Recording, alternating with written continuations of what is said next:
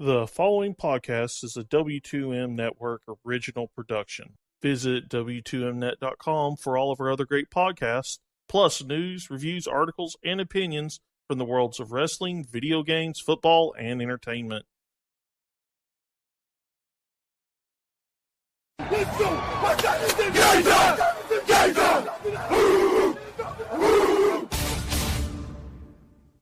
It's gonna be a football game tonight now. No doubt. It's gonna be a football game here. Okay. I done been here before. All right, let's go, baby. Toss to White. He's in! Patriots win the Super Bowl! Brady has his fifth! What a comeback!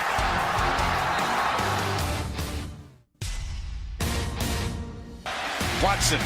Touchdown! Hunter Renfrow. Little man makes another enormous play. 1 second remaining. Ladies and gentlemen, football to the max. Your host, Sean Garmer, Gary Vaughn, and Randy Isbell.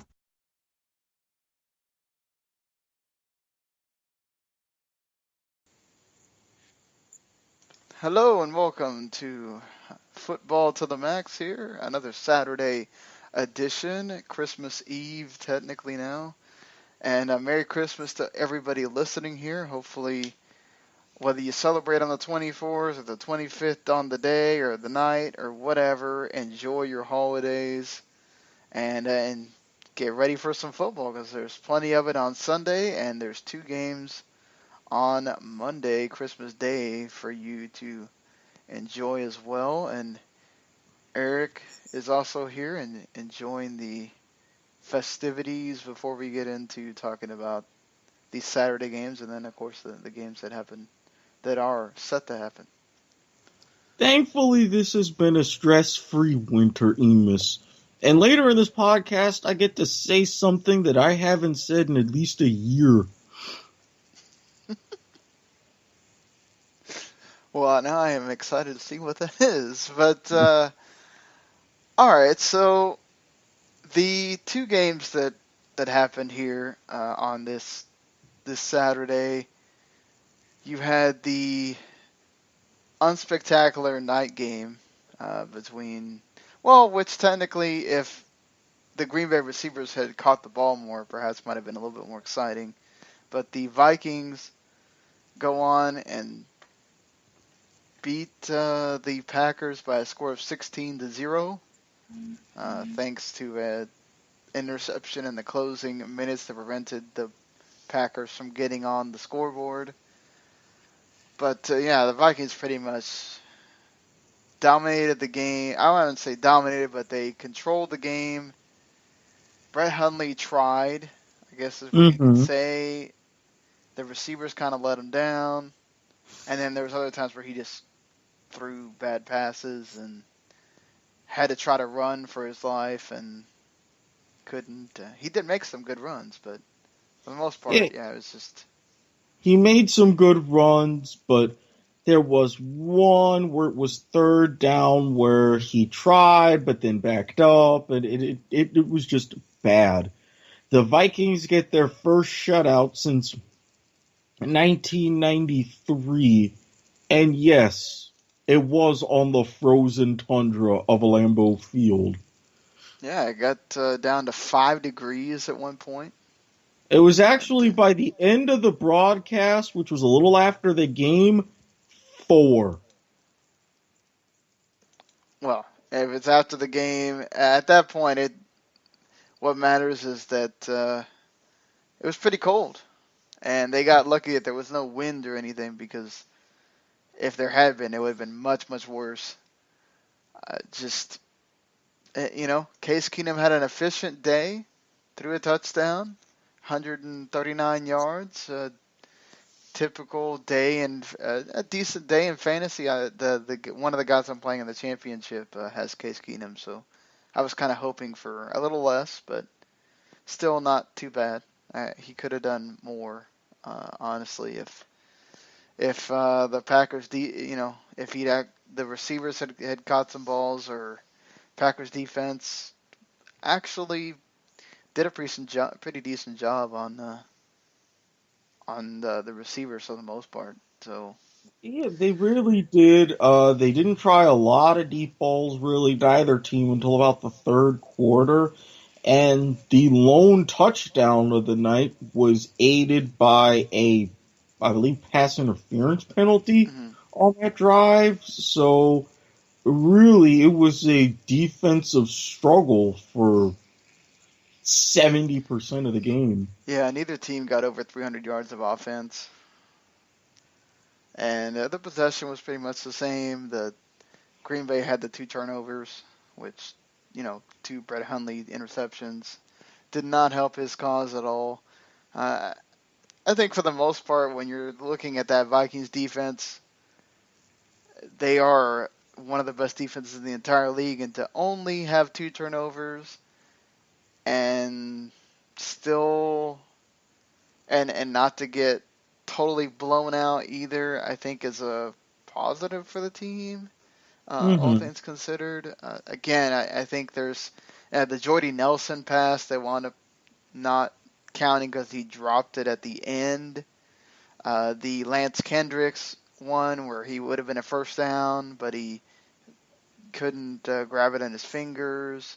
There's a couple other ones that's like, hey, you got to help him out here. It could have been a different game. I mean, it was 13-0 for a long while. So this easily could have been a closer game. And incompetence, I guess, or just really good defense from the Vikings, whichever, both combined. I don't think the Vikings played this great game, but they did what they needed to do. Yeah, their objective was win out so they could get a first round bye. Now they're halfway there. They prepared for Brett Hundley. They did a great job defending him, containing him for the most part, kind of controlling David Bakhtiari along that offensive line. So this was about Bakhtiari really controlled Everson Griffin as well. He didn't get anything on. Yeah, I mean, aside from one extremely late holding penalty. So, yeah, he pretty much won that matchup. But, I mean, with the rest of that D-line, they did close to what they had to do. And I really think that with this situation, this was the best that they could get. Oh, yeah, certainly. Certainly they definitely could have. And look, the Vikings move on. They win. Now they wait and see what happens with the rest of the teams, and we'll have to wait till Monday night to see what happens with the Eagles.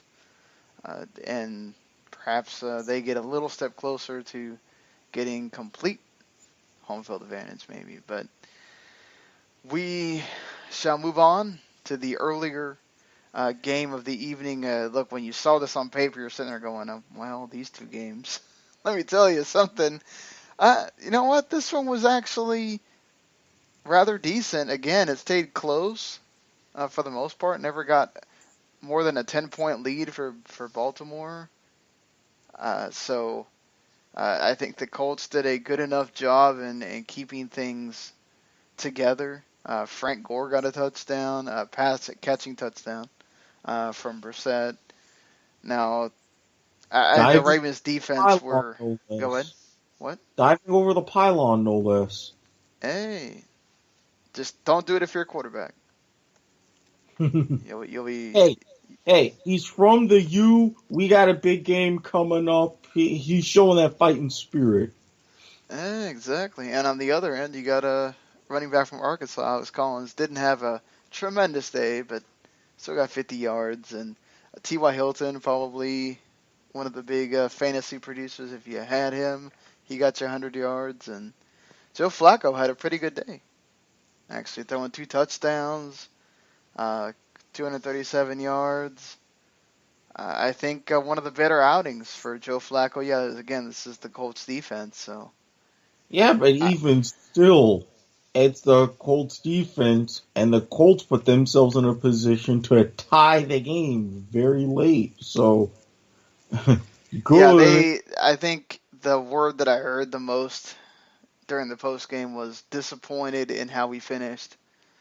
Something you really can't be doing in the playoffs. You do that in the playoffs, you might be looking at a overtime or something, or perhaps even a loss. So got to get that together. Obviously, look, a different competition, right? This is a Colts team that's now 3-12. I don't know what they were expecting this necessarily, but give credit to them for staying in it the whole time. And I think you got to hand it to the Ravens defense, really, for the most part. They kept Jacoby Brissett in check. They held them to field goals when they needed to. And so many times, Eric, should have been interception. I don't know how many times I saw Brissett throw up right there. It's right to the Ravens defender. Oh, he dropped it. I mean, it was a That had to little be about 10 times. it was a little cold in Baltimore too. I mean, to give them Come some sort of on. defense. They get a little bit of defense, but one of those changes this outcome Oh, completely. I agree. One of those, especially the fact that you kept letting the Colts get into the red zone, into the red zone, into the red zone. You pick off one or two of those passes, guess what? You don't have those red zone opportunities, and then you can start to pull away. Exactly. And so the Ravens complete the first of two games that they really should win. Yes, the Bengals always play them because it's divisional, whatever, but come on. I'm hoping and praying as a Cowboys fan that the Bengals put up a fight against the Lions, but I know I'm kidding myself. So, it is what it is. Look, again, this is why the AFC, this is important, because you're looking at a Ravens team that this is kind of all they have to do next week. They don't have to do a whole lot. Just get the win, and they're in. And now you're fighting these uphill battles. If you're Tennessee, if you're Buffalo, if you're the Chargers, you got to make sure that you continue to win. Or you could find yourself already knowing that you're all fighting for just one spot because the Ravens got that other one locked up. Exactly. This is one of those situations where, for not just for the wild card race, but especially for Kansas City in the race for the division, you want to control your own destiny. Mm. And especially for the wild card race, it's very, very crowded. You win, you at least give yourself a chance. And even for these teams not in the wild card race, there's still divisions to clinch. There's still seeding to sort out. So the AFC picture is going to be very fun to watch come Sunday and Monday, because even though, yes, there's a little bit of a gap in talent with these teams, you're still fighting to figure out who's going to be your best matchup and who's going to be the biggest surprise. Yeah, you certainly are, and I mean that both playoff pictures are going to be very interesting come Monday and Tuesday when you're looking at those. But yeah, plenty of games that do matter, of course, for playoffs here that we're going to talk about moving on from that game. But yes, now the Ravens are in that lock for the fifth spot in the wild card at 9-6. So yeah, everybody else now has to perform to get ahead of them. And regardless of what happens next week, the Ravens win, they're in that spot. So yeah, we will now moving on, and we'll talk about the games that have no ramification whatsoever, which are very few, like about 3 at the end, because they don't matter. You're just kind of seeing what happens, and we'll talk about those 3 at the end. So let's start 1 o'clock window here. The Detroit Lions going into Paul Brown Stadium. They're only favored by 3 against the Cincinnati Bengals. This is Marvin Jones coming back to his old stomping grounds there against his old team. You have, again, the Lions knowing that as long as they keep winning, doesn't matter what anybody else does, they get in. They lose a game, now you need help, and it's a whole different matter. So they have that going for them. This is a Bengals team that they're in the situation they're in. Marvin Lewis already out the door. Can you see the Bengals putting up a fight here? I just don't see it. With the Lions knowing that they have to keep winning, this isn't like the Packers where it's a divisional game and Brett Hundley's really going out there to prove that he deserves to still be the backup and all that stuff. This is a Bengals team that, whether it's Andy Dalton or A.J. McCarron, I don't think it freaking matters because they know the coach isn't going to be there, and I think everybody kind of just knows that it's in a who cares mode. Yeah, and at this point, I really think the Bengals are done. I mean, with the way that the Lions played, a 3-point favorite on the road isn't a bad line. It sounds about right, but just no. I don't see. You are right that the Lions tend to play down the competition. I mean, they had trouble beating the Browns earlier in the season. Mm-hmm. So, you could get that here, too, with some crazy finish. Yeah, you could get a crazy finish, but even with crazy finishes, I trust the Lions to pull it out a lot more than I would trust the Bengals in this case. Well, yeah, certainly Stafford has an incredible record with fourth quarter comebacks. You'd think that it wouldn't take that for this game, but you never know. It's the NFL. Mm-hmm. I would say that it's just sad to see the Bengals in the shape they're in now. Yeah, you thought that they might have some promise coming into the season, and now it's gotten to the point where Marvin Lewis knows he's out the door. I'm going to go ahead and get out the door first, and we'll see how that goes. Go ahead. At 0-2, without scoring a touchdown, he knew he had to fire coordinator to give himself a chance. And maybe if they were in some sort of playoff contention, he would have that chance. But everybody kept harping on the record. You can't get it done in the playoffs. Now you get to the point where you can't even get it done in the regular season. It's time to go. Certainly. And I think they will have... You think that it's going to be a quarterback battle next year? Because Andy Dalton's really regressed. It might be. It might be, depending on who they bring in as the coach. Fair enough, yeah. We definitely have to see who the coach likes and everything, and they'll have training camp to sort that out. You could get an offensive mind that does what we've seen Sean McVay do with Jared Goff and the Rams, who are 6-1 away from home, and they travel into Nissan Stadium. The Titans, for their part, are 5-1 at home. The Titans know that they need to win to stay in the race, not only in the division, but also in the wild card period. They could see themselves quickly. Now, they'll still technically be in the hunt or whatever, but they could really be on that outside looking in if they lose here. That's why this game is important. That's why the game against the 49ers was important, as I said ad nauseum last week. The Rams also know that you're playing before the Seahawks play the Cowboys. You don't know what's going to happen in that game. If the Seahawks win and you lose, you're right back into this battle with each other thing. And, yes, Now, hold on. Didn't the Rams... I thought the Rams have the head-to-head, right? So... Right. Why haven't the Rams clinched the division? Oh, because they could still lose both games.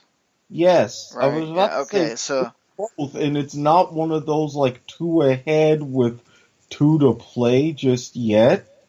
So it's one of those to where they need a win or a well, yeah. Seahawk, Right. yeah, a win or a Seahawk loss to wrap things up. But ideally, with the Rams, even though, as Harry mentions on the kickoff, West Coast team traveling east for a 10 a.m. Pacific start, yeah, you still want to put things together and win because you never know. Week 17, things could go in your favor with another win. You jump over Minnesota and into that number 2 seed. Well, certainly, and you're also playing a 49ers team that has been much different with Jimmy Garoppolo. You don't want to get into that. Not to mention, I mean, that was a team that they had trouble beating with Brian Hoyer earlier in the Mm-hmm. year. So I think you don't want to get yourself in that divisional game at the end, having to fight to get in the playoffs or get in the overall or lose that divisional spot because you didn't go out there and take care of business here against the Titans. That being said, the way the Titans looked last week, it's very hard seeing them lose here, especially with the way the Titans looked last week. But each week is different. It's just hard for me because the Titans haven't looked like themselves ever since they've just this running game's been nowhere, and the defense has not been what it's been. Outside of Rashard Matthews and sometimes Eric Decker, you wonder if Delaney Walker. Yeah, I mean, Mariota hasn't been himself at all either. The way the Rams are clicking and this Rams defense, I just can't see it for the Titans. No, and this is also going to be an opportunity for the Rams to say, hey, we just put together a dynamic, humiliating performance. Can we prove that after a big win like that, high energy, really making a statement, that we won't have a letdown? I think there is going to be something of a letdown, but I think the Rams just barely pulled this one out. I think the And Rams win by a touchdown. I don't think it's close. That sixth line is not bad. yeah, the Honestly. 6th line isn't bad, but I could easily see that being a push. I could see the Titans covering. The Rams will only winning by 3. Because now it's on Mariota to prove, okay, can I prove people wrong and saying I really am the guy? Because these last couple of games, it seems to me like Mariota's peaked. He's proving me right that he has a much lower ceiling outside of a Chip Kelly system.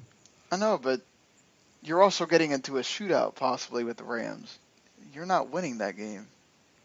Oh, if it goes into a shootout, no, the Rams would win that one going to I bed. just don't see the Titans defense stopping them. Even if you contain Todd Gurley, you're still throwing to Sammy Watkins, Robert Woods, Cooper Kupp, all these guys that have been improving each game. Even when Woods was out for those 3 games, they figured it out and kept winning. This is a really hard one for the Titans. Even at home, it's going to be difficult for sure. One of the more warmer weather games is it's only going to get up to 46, apparently. Yeah, let's move on to closer to us here. Well, not so much where they're playing it, but one of the teams is much closer to us. The Miami Dolphins, who technically are still in the hunt, even though they need help in all kinds of ways. Basically, everybody has to lose that's in front of them this week and next week, and the Dolphins have to win both their games. That's a tall task when the Chiefs also have something big to play for called the AFC West division, and they're at home in 34-degree weather. That 10.5 line I think might be selling them short, honestly. 2 words, Jay Cutler. That's Jay Cutler. That's it. yeah. That's I all you mean, need. Eric Berry, Darrell Revis. No, no, no. Well, yeah. I think with the Chiefs, it's just they know what's at stake here. Alex Smith has been and Kareem Hunt have both been on the upswing now. That defense is getting back to being the Chiefs defense from earlier in the season. I am worried about starting Kenyon Drake in a championship game that I have because I feel like the Chiefs could really come in trying to stomp Drake, knowing that you're trying to make Cutler throw, and then you're putting it up to Marcus Peters and everybody else. It's just that I just think the Chiefs know they only got to win one game. They're going to go ahead and put this one away. They're taking care of this one now, so they don't have to wait until week 17 and they can sort things out. As is, they know they're going to have a potentially tough matchup wild card weekend, so they want to do this and really prepare for that. Yeah, certainly. Another game that, Lord, this one is really lopsided as far as the spread goes. 11.5 for New England against Buffalo in Foxborough. The Patriots are down Rex Burkhead, and James White's questionable. Chris Hogan's still possibly going to be out again. You do still have Dion Lewis, and you have Gronk, and that's kind of all that Brady's needed lately, even when Brandon Cooks wasn't doing a whole lot in the previous game. Buffalo, I don't know. The defense is good enough. I think that they could give Brady problems, and they could probably make this a lot closer than the 11.5. In fact, I would probably bet on that, but Patriots are on a mission right now. This is what happens when they barely escape wins or whatever. We saw them take the tough loss against the Dolphins. They escaped with the win against the Steelers.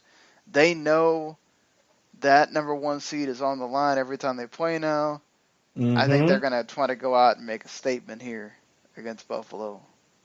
They want to make a statement against Buffalo really for two things. Number one, it's Buffalo.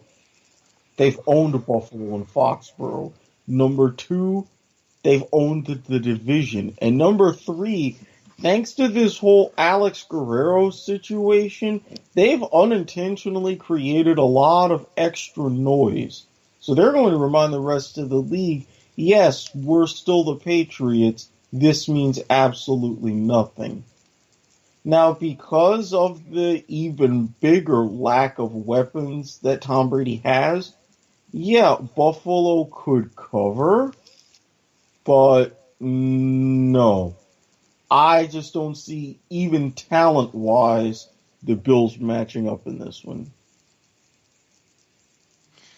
Oh, certainly. Certainly with the Bills. It just, Tyrod Taylor's going to run into a problem with that. Look, now the Patriots defense hasn't looked all that great, and they can certainly be had as far as Tyrod going in and getting some touchdowns, or LaShawn McCoy,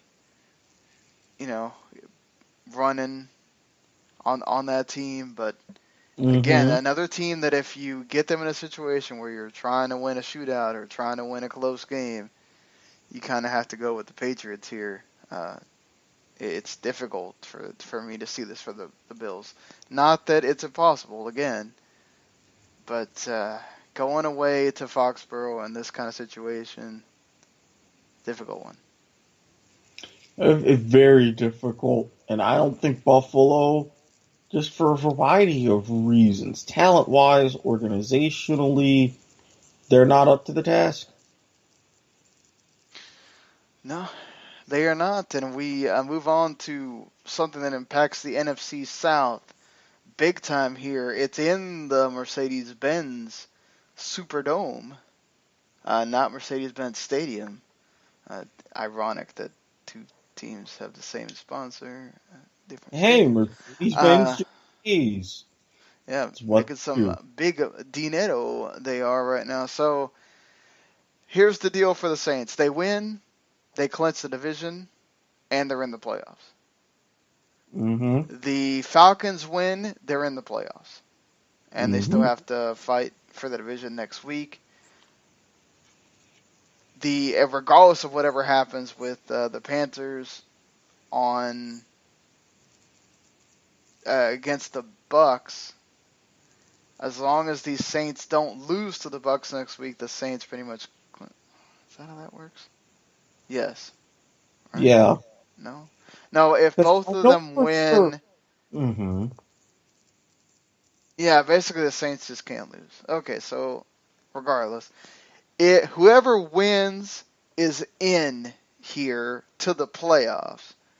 If the Saints win, they have a really good shot at clinching the division because they have the head-to-head over the Panthers, and they have the you'd think, easier matchup next week against the Bucks to finish out the season, while the Falcons will be playing for their playoff lives against the Panthers, who at that point will be still trying to hope for winning the division. So both teams will have something to play for regardless.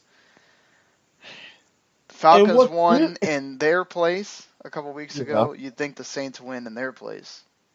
I But think so. And you know what's really interesting about the NFC South? They play a lot. They played each other pretty much last week. They're playing each other this week. They play each other next week.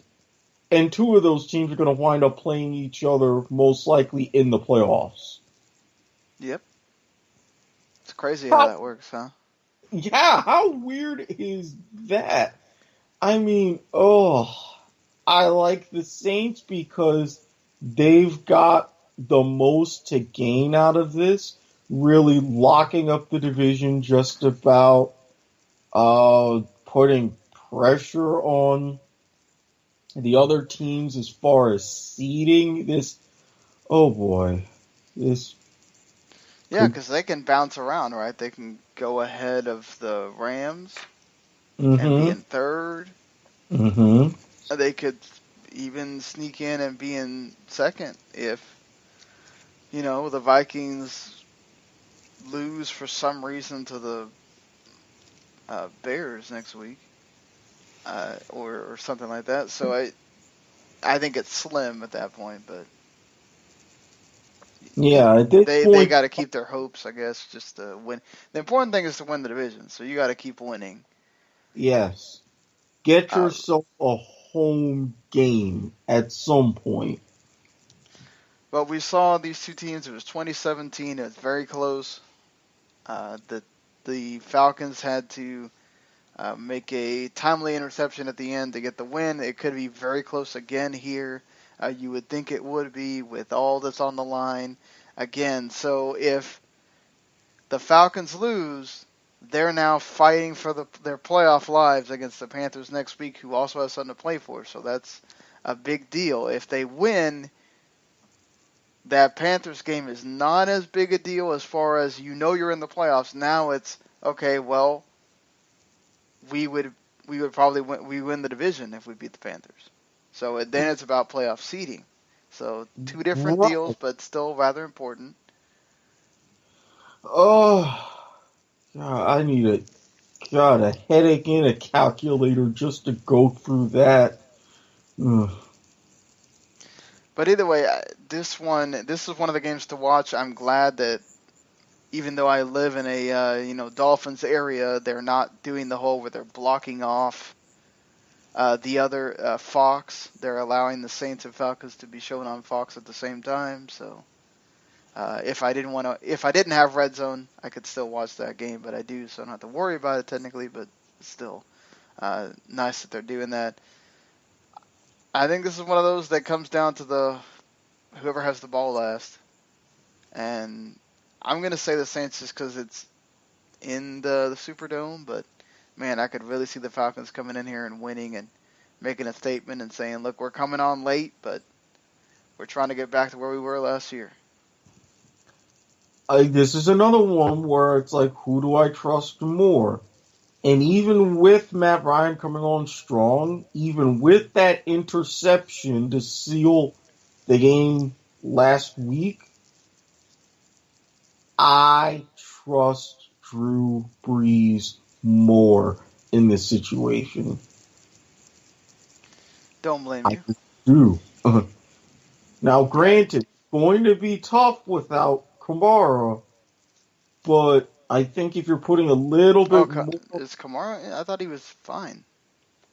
I don't know. I heard a few things. I might be wrong and haven't heard updates, but his name No, is he's not even on the injury report. Okay, so that does make things easier. He got injured in the last game, which is what hurt the Saints. Mm-hmm. Yeah. Against the Falcons, he got hurt. Right. But I mean, either way, even if you have to put a little bit more pressure on Drew Brees, he can take it. Matt Ryan has shown he can't. Yeah, Andrew Levitra, their guard, is going to be missing with the Falcons, so that's something to watch, even though they have played still pretty decently well without him. So,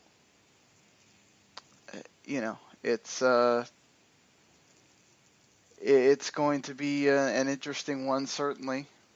For that game is huge, as well as the Panthers and Tampa Bay game. Now, Panthers are favored by 10, which is interesting considering that they gave the Falcons all they could handle on Monday night.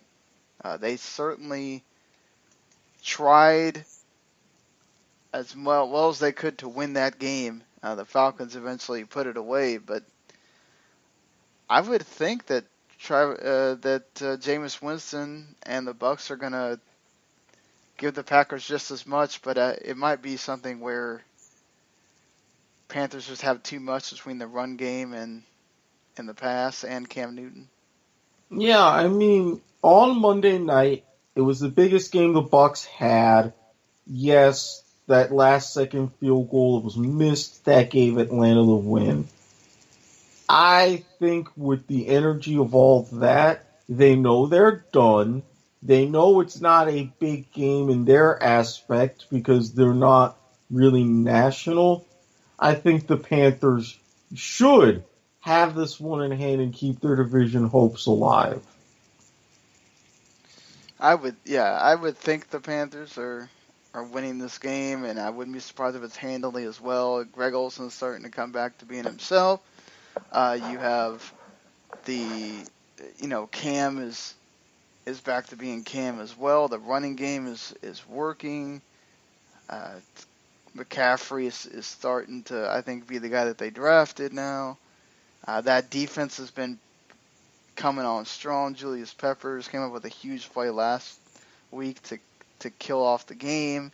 I think this is a difficult one. Obviously, if you're one of the other teams, you're hoping for a Panthers loss here to make it a little easier, but I just can't see this happening. And like you, I think Bucs might have put everything they had into the game on Monday, and there might be a little bit of being deflated here going against the Panthers at Bank of America. Yeah, it's tough when you lose your Super Bowl. And that's what that game was in Tampa Bay.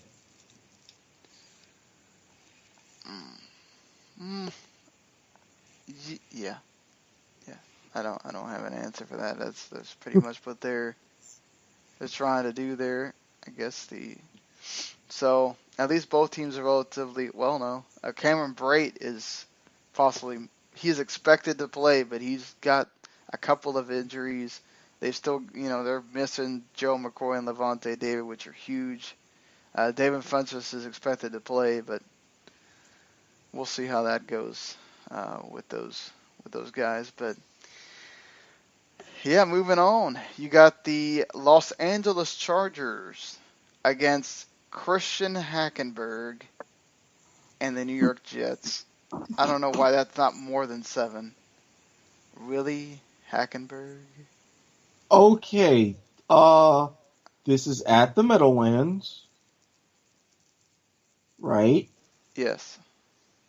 And it is one of the later games, the 425s. No, it's at 1 o'clock. That's why it's only 7.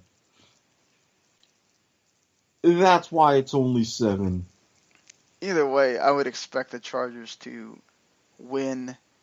They cannot lose again, or they're out of playoff contention. And they have a good shot with the Patriots, or with the Bills and Titans both having difficult games. This is your time. You have the Chargers and then the Raiders. You have an opportunity here to sneak into the playoffs. You've got to. This is a game you cannot lose against the Jets, and you cannot let the Saints, what the Saints did, and let them hang around. You got to put them away.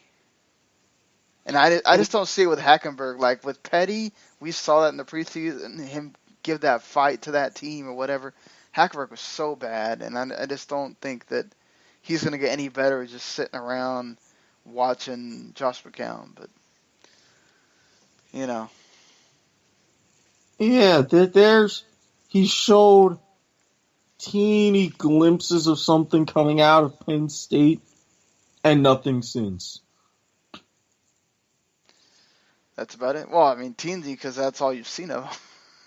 Really, we don't have a lot of tape to see on the guy, but he has not looked anything like a competent quarterback, let alone a guy that should be in the NFL right now. But look, the Jets got to evaluate guys right now, right, to see what they're doing with quarterback. Even if you get McCown back, you need to know who your heir apparent is, and you can't waste another year when you've got a huge class of quarterbacks coming. So at least one New York team knows how to handle a quarterback situation. Right. But you'd think so. Anyway, we'll see how that goes. The Jaguars get a very interesting game here against a Jimmy Garoppolo who is still undefeated as a NFL quarterback. Now, the 49ers have not faced a defense like this during the run for Garoppolo. This is a huge test for him. He is going to have that Jaguars D-line coming at him. You got Jalen Ramsey going against Marquise Goodwin, you would think, probably taking him out. And you've got just that is a lot to deal with if you're that 49ers offensive line and Garoppolo and everything else. As long as Bortles doesn't go back to being his old self, I think the Jaguars should win this. Did they really handily?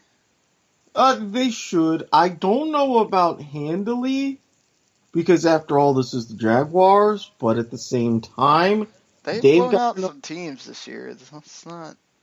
They have. I'm not saying they're not capable of blowing them teams out, but just like I said about the Rams, you put together a humiliating game, and now you're on the road. See what you can do back to back. Is it going to be a little bit of a letdown? Yes. Is Bortles going to have as dynamic of a performance? No, because the Niners now have tape on everybody, the former no-names who scored touchdowns against Houston. But to the Jaguars' advantage, they've got tape on how to contain Jimmy Garoppolo. I think they will. I think that'll be enough.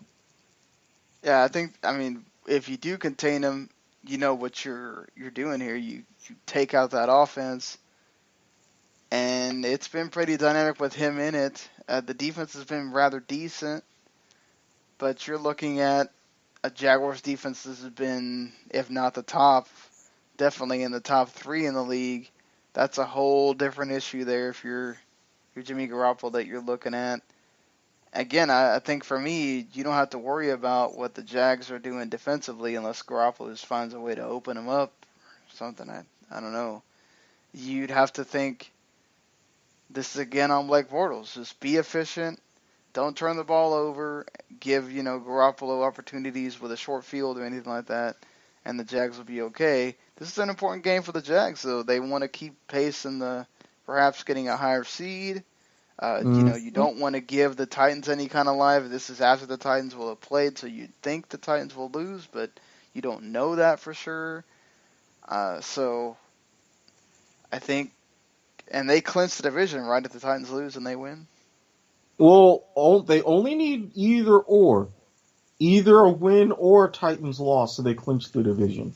Preferably a win, because not only would they clinch the division, but they would still have an outside chance at a minimum of first round bye. Right, and that's important. Don't want to have to play that on that wild card weekend, and you would think you get the easier opponent, but yeah. Again, this is an interesting one to watch within that 4 or 5 window, just because it's the best defense Garoppolo's played against, and the Jaguars have a lot to play for. So, what kind of team are you going to get? Now, quickly before we head to the other 2 games, they do have playoff implications, but those are on Christmas Day. These are Christmas Eve, of course. Let's talk about the 3 games that have no playoff implications and really don't matter. You have the Cleveland Browns going into Soldier Field. A lot of people are picking the Browns to get, this be the win. Now there are reports coming out that Hugh Jackson has lost the locker room. I wouldn't be surprised at that. I wouldn't be surprised if players just wanted a complete gutting of the team from the previous era and just make everything new. Either way, I think with Trubisky getting better as the games have gone on, I don't know if the Browns have it to stop Howard and Cohen. I still think the Bears are going to win. It might be by 3 points, but I still think the Bears are going to win this one. The Bears, 14 down, 2 to go. Soon that magic number is going to be 1. Get that parade ready, folks. It's coming. Yeah, still haven't heard any word. Floating it out there. You need a Grand Marshal on the cheap. Just saying. We need to make that happen. Go make Eric a Grand Marshal. It's going to be a grand old time over there in Cleveland. So you have the 5-9 Denver Broncos with Brock Osweiler starting against the Washington Redskins. This is one of those games where Kirk Cousins needs to go. You're at home. You're still trying to earn that paycheck. Go and get a win. I know it doesn't mean anything, but go out there, beat the Broncos, get you a win. They should win. I think they will win. This is a time where the Redskins defense, which, when they want to be confident, make Osweiler's life hell. That offensive line's weak. They have a good D-line that can get at him. Ryan Kerrigan and the rest of them. I think the Redskins win this. I think the Redskins win to keep Jay Gruden's seat cold and for Kirk Cousins to at least have a semblance of getting a paycheck anywhere next season. The New York Giants going into Glendale, Arizona against Drew Stanton and the Cardinals. I feel like the Giants defense is good enough to be knocking Drew Stanton out pretty decently, although Arizona does have the line here being at home for 3 points. That Giants team gave the Eagles everything it could last week.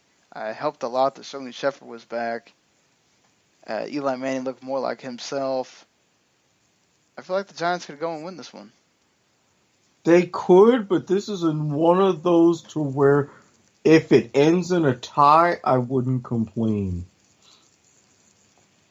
Oh, also I forgot to mention that the Vikings have lost their left guard, Nick Easton. He has a fractured right ankle. So he's done. That's a problem. That's a problem.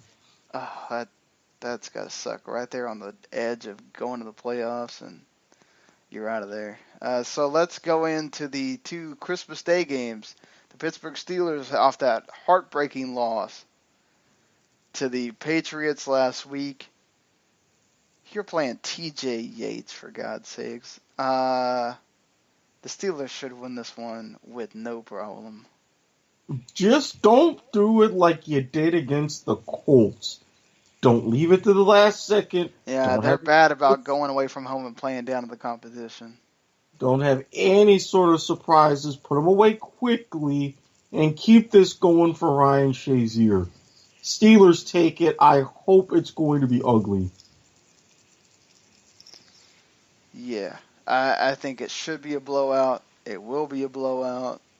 Wouldn't be surprised if Big Ben's sitting by halftime or the middle of the third quarter. It's a dire thing in Houston. Like, the only guy you can really bank on is DeAndre Hopkins, and even that's scary at this point. But yeah, another game that could be a blowout. You got 2 Christmas Day games that might just wind up like the Saturday games, where they could be interesting or they could just be nothing. The Philadelphia Eagles taking on the Oakland Raiders, who have the world's ridiculous chance of getting in the playoffs, but no way in hell it's probably happening. Whereas the Philadelphia Eagles are undefeated at home and are trying to hold on to that number 1 spot. This should be no problem for the Eagles. I don't think they're going to do... The Eagles receivers have no problem getting separation against a very weak secondary. Between Blunt and Ajayi, they're going to run all over the Raiders. Marshawn's getting fined again. That team is... I think they're just they're waiting for this season to be over. Eagles are going to win this one, and if it's not a blowout, I'll be very surprised. Yeah, I mean, the Raiders, with how this season just kind of slipped away, it's pretty sad, but they're going to look to reorganize for 2018, look to reorganize again, potentially 2019. They're done. They've checked out. Yeah, certainly. That's the way this looks, and yeah, let's just go over some of the college stuff since the last time we did something. I think I forgot to talk about it on Monday. Well, that's because there hadn't been a game since then. Florida Atlantic whooping Akron. No surprise. Nah, Lane, really? You had to start that slow and only score 50? I'm a little embarrassed. Just don't get it. They don't get to leave Boca Raton for, like, anything. It's insane. They're the Hawaii of the East Coast. I'm not surprised. Yeah, that they are. They've gotten real lucky this year. Played a lot of the important games at Boca Raton. And they cap it off with a big win in the Boca Raton Bowl. Louisiana Tech beating a no Chad Morris SMU. No real surprise in the Frisco Bowl there. I thought it might be a little closer, but geez. Just big blowout. Well, I mean, between that and everybody was talking about the Boca Raton Bowl and how Akron did. Look at what happened in the MAC championship game against Toledo, but then look at what App State did to Toledo in their bowl game. That is not a good look for the MAC. Yeah. Just that's one of those where you kind of just go, what the hell happened here? And yeah, Temple whooping Florida International. That's surprising to me, just considering Florida International was on the hunt to be in the championship game there for Conference USA. Well, this just shows what further domination by the Owls over the rest of Conference USA. Yeah, for sure. Then you have UAB also, who was in that hunt, lose really bad to Ohio. So Conference USA just crap on the bed unless you're Louisiana Tech and Well, Florida Atlantic here. To be fair for UAB, they're just coming back. I know, but they were in that hunt in that conference, and then just you go in and lose badly. Well, that just shows you how bottom of the barrel Conference USA is in the group of 5. Yeah, that is true. Wyoming, with Josh Allen throwing 3 first-quarter touchdowns, rout Central Michigan 37-14. He did not have the greatest day after that. He only had like 100-something yards. Sometimes he looks really ordinary. Well, I mean, if you looked at his his stat line at one point, 11 of 17, 154, 3 touchdowns. Right, but they're all in the first quarter. Nothing after that. Well, it's 21-7 after that. It's not like it's 50-7 after the first quarter. Well, I mean, you also work with a lot of short fields because Central Michigan kept giving the ball away, turnover after turnover. I get that. I'm just saying, again, I think that Josh Allen's one of those guys. He might be really talented, but this year has not really been his year. Well, we'll see. Hopefully John Elway sees something in him that none of us do. He was in attendance on the blue turf. That's for sure. And in the first, and a big thriller between two teams, between a Big 12 team and an American team. South Florida caps off the year with a 38-34 win over Texas Tech. Pretty cool for South Florida. Yeah, Charlie Strong getting a bowl win, just kind of laughing in Texas's face right about now. So that helps. Of course, he's playing with Willie Taggart's players. But. Yeah, true. Man.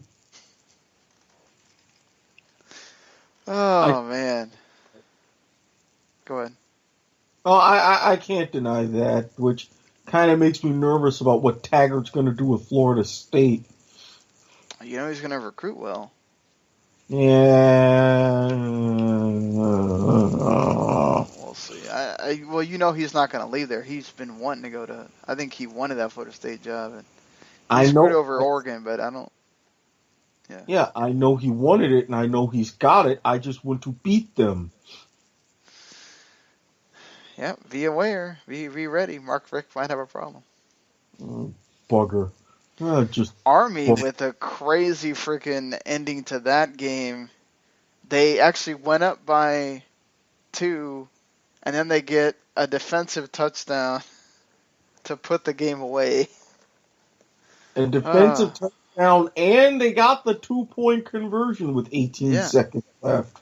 Freaking crazy ending, but Army, again, another one that capped off a tremendous season for them at 10-3. Beating San Diego State, and in one heck of a game. So that was fun to watch. Lockheed Martin, one of the better sponsors, and got one of the better bowls. I guess. Well, again, they get a lot of defense contracts. You're talking about Army, and it's the Armed Forces Bowl. I mean, 1-1 is 3. And then Dollar General just got nothing with this Appalachian State beatdown of Toledo. Again, 34-0. The MAC champs. Oof. Who put it down on Akron? Yeah, and that's all Jalen Moore with 3 rushing touchdowns and 125 yards. See, that was a big performance from him. So, yeah, after that you go back to the dailies. Or not dailies, but starting on Tuesday, the dailies are several games on there with, I'm not going to go through all these, but yeah, they start getting hot and heavy, beginning on Tuesday with 3 games on Tuesday, 4 on Wednesday. Texas does play Missouri, so see how that goes. You get 4 on Thursday. And then you start rounding into the games that matter there. And should be a big one going into those semifinals. Oh yeah. Now that you're going up into the New Year's Six, you're getting into the best of the post-Christmas, pre-New Year's bowls, which, if you have the week off, definitely get yourself a lot of game snacks. For sure. For sure. And some interesting ones, too. You get, who you got? Utah and West Virginia. West Virginia. I think West Virginia, too. They've been a bit more consistent over the year. Like the quarterback as well over Utah that don't really know what to do with that. And another team I don't know what to do with, Duke, just fell off the face of the earth once they played Miami.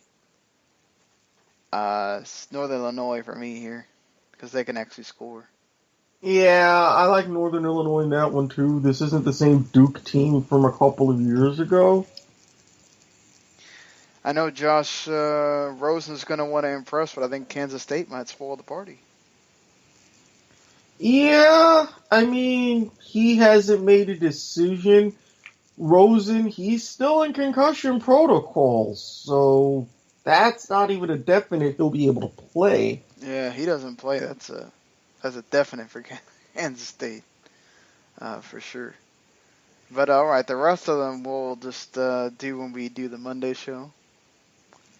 And that's going to do it for us. Hopefully you enjoy your Sunday morning and then, of course, all your Sunday, Christmas Eve football that you're going to have, all in the NFL Red Zone window, too. So if you have Red Zone, you just lock in on that channel for 7 hours and enjoy your Christmas Eve as you wait around for Santa to come and open those gifts up at midnight, if that's your tradition. I know a lot of people do that, or if it's just one more day that you got to wait for Christmas morning and then you open things up.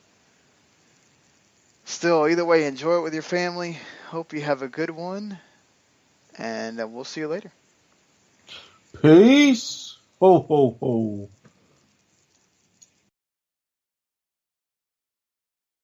The following podcast is a W2M Network original production. Visit W2Mnet.com for all of our other great podcasts, plus news, reviews, articles, and opinions from the worlds of wrestling, video games, football, and entertainment.